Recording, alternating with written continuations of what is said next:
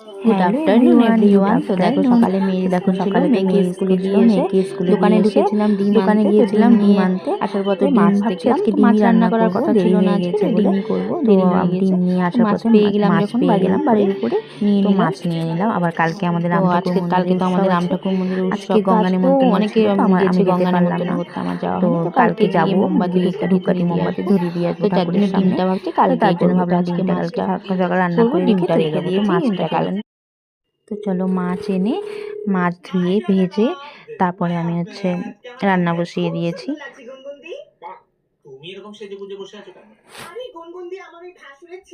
এইদিকে দেখো আমার মাছের ঝোল হয়েও গিয়েছে, আর বেগুন পোড়া দিলাম। আজকে মঙ্গলবার, তো শনিবার মঙ্গলবারেই আমি বেগুন পোড়াটা দিই বেশি, কেননা অন্য বারে এত দিই না। আর মঙ্গলবার আজকে যেহেতু, আজকে একটু বেগুন পোড়ায় পেঁয়াজও দিতে পারবো, শনিবারে তো পেঁয়াজ খাই না, নিরামিষ খাই। তো দেখো আমার বেগুন পোড়া হয়ে গিয়েছে, আর ভাত, আর একটু এদিকে মুসুরির ডালও করে নিয়েছিলাম। তো রান্না আমার কমপ্লিট। তারপর চলে এলাম গোপালকে খেতে দিতে স্নান করে। তো তোমাদের দাদাভাই চলে এসলো, তারপর আমরাও লাঞ্চ করে নিয়েছি। তো টাটা বাই বাই, তোমরাও লাঞ্চ করে নাও।